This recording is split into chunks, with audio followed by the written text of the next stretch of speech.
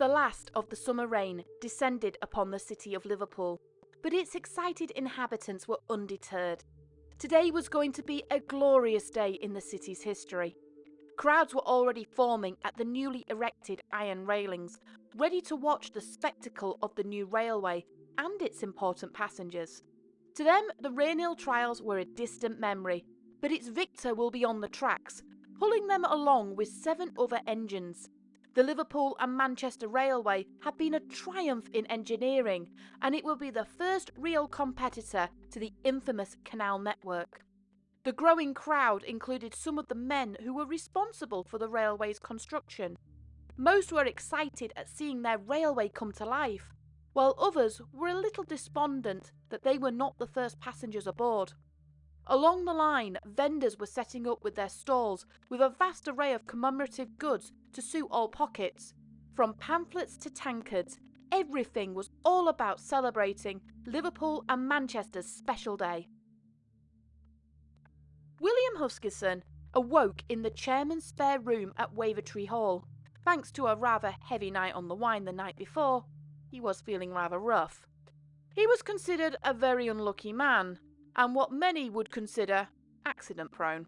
He was a very sickly child and would always suffer from ailments or chest complaints. When he was due to get married, his horse fell on him, causing significant injuries. Another fall caused him compound injuries to his arm, which despite doctors' attempts, he would never recover from. William had a privileged upbringing, and his love for politics started in early youth when he went to France. Before long, he had entered the realms of Parliament and was an MP for Liverpool. But his bad luck seems to have followed him like a constant shadow. When he was in Parliament, he came down with a condition called strangury, which affects the bladder. The only option for William was surgery. Nowadays, while serious, strangury is treatable, but in the 1830s, any form of abdominal surgery was risky, especially with the risk of shock from the procedure itself, as anaesthetics were in their infancy, and there was a risk of the wound becoming septic. For such a distinguished man as William, surgery on him would have been highly risky. Luckily, William pulled through the initial surgery, but he was told, in no uncertain terms by the medical team, that he was not to receive or go to any outward invitations or undertake any long journeys. It was advice he well and truly ignored, as he had been on the road for the past few weeks. It was all with good reason. The opening of the railway was not an event that even the doctors would force him to miss. Not wanting to miss a thing, he set off early with his wife, Emily. The Duke of Wellington made his way to the Crown Street offices with the Marchioness of Salisbury on his arm and her husband on the other. He was fashionably late and arrived to considerable fanfare and to the relief of the rest of the directors. With the exception of Northumbrian, the Duke's train, there were 7 other trains available that day, ready to accommodate the 700 or so passengers that would be travelling. Each train was colour-coded, and unusually it was decided that the 7 trains be run on one track, with Northumbrian and its array of dignitaries would run on the other. This allowed the VIPs, including George Stephenson, to stop and inspect the view as they pleased, while allowing the masses to view the VIP carriage as it travelled. The carriage itself was nothing short of royal. Crimson and gold decorations greeted the Duke as he boarded. The seats were lined and cushioned and were adaptable and could be converted into private apartments, seating 12 or open carriages seating around 24. As the Duke boarded his private carriage, William and his wife also took their seats. Although the 2 men were not sitting together, it is likely that they knew the other was there. There was no love lost between the 2 men. The Duke and William had been, at one point, bitter political rivals.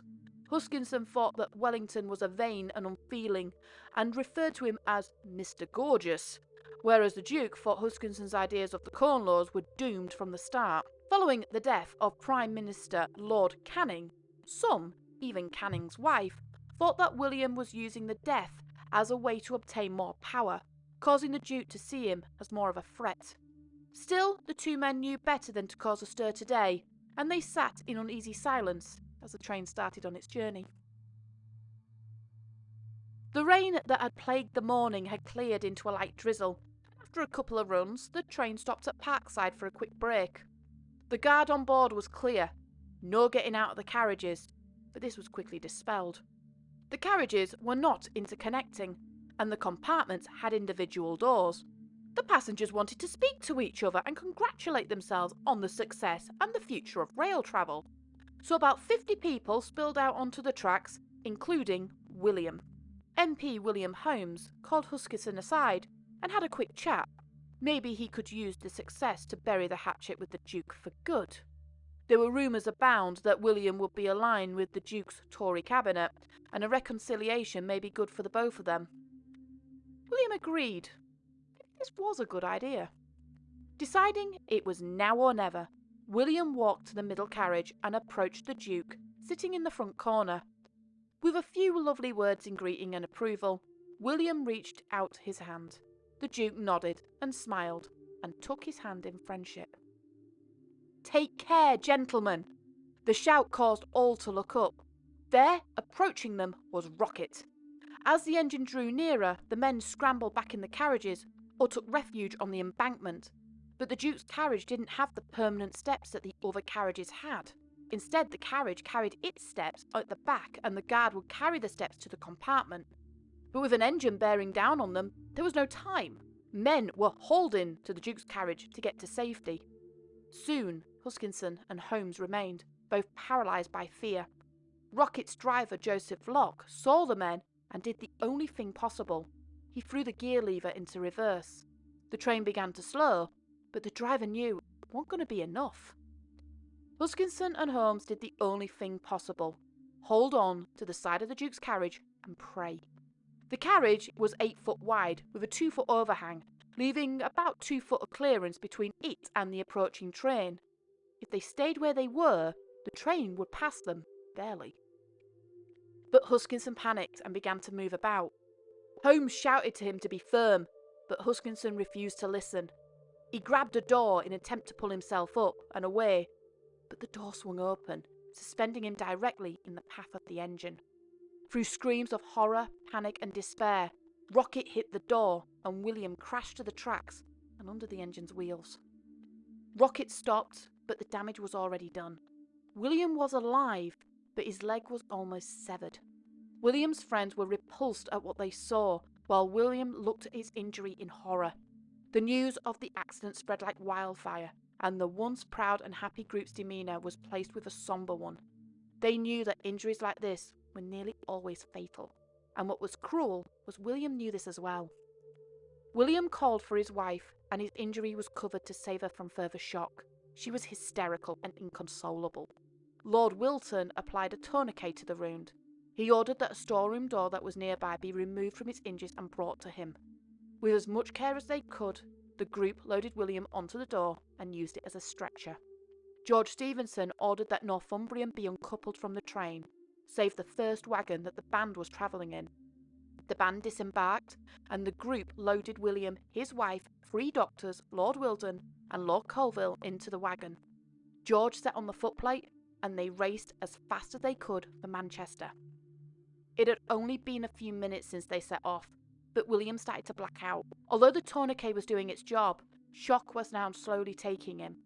The doctors conceded that there was nothing further that could be done, and it was resolved that the train should continue to Eccles, where a local vicar was living near the trackside.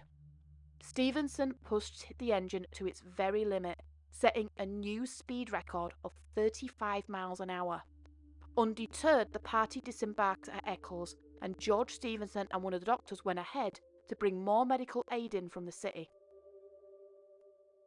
William was stretchered to the vicarage, where he was transferred to a sofa and given brandy and laudanum to try and stifle the pain and the shock. The 2 remaining doctors now had a chance to look at the wound. Surprisingly, despite the damage, the doctors were confident that there was some hope from this.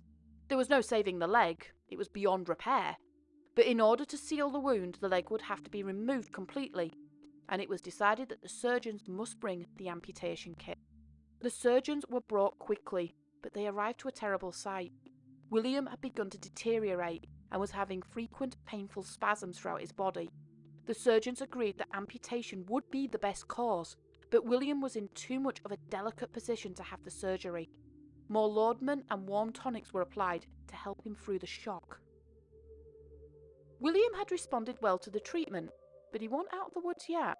He was conscious enough to add some items and make some amendments to his will. He then requested the sacraments and last rite, and he heard faint cannon fire from Manchester, a sign that the Duke finally reached the city. The Duke and the carriages had been rescued from the tracks by fellow engine Phoenix earlier on. For the Duke, the mixed emotions of the day weighed on him heavily. Some of the crowd cheered, unknowing of the events. Others booed him and the policies he stood for. He was grateful to be heading home, and he was back on the home track within the half hour. It was a long journey. Shaken by the events of the day and the persistent rain, the driver made the decision to only travel at 5 miles an hour. It was now becoming obvious to the surgeons that William was not going to recover. The shock was claiming him and the spasms were becoming more frequent. He was quieter and slipping in and out of consciousness. The surgeons pulled Emily away to tell her. She wailed and begged for them to help him, but the doctors shook their heads. There was nothing that they could do.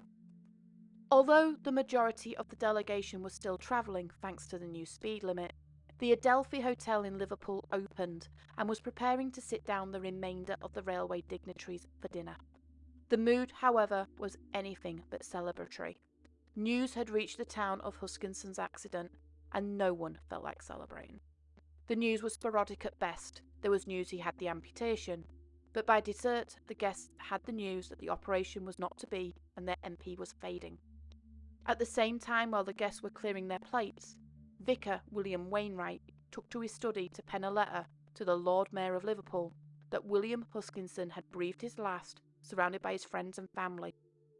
The next day, in a cruel irony, when his wife helped William arrange his jacket as he lay in repose, she found 2 envelopes, each enclosing speeches he was going to give at that very dinner. On one of the front of the envelopes, he wrote one simple instruction: to be burnt in the event of my death. William Huskisson was laid to rest on the Friday 24th of September, and virtually the entire city of Liverpool lined the street as the cortege passed. Emily wanted no fanfare or pomp, just as simple of an affair as possible. She was still too grief-stricken to attend.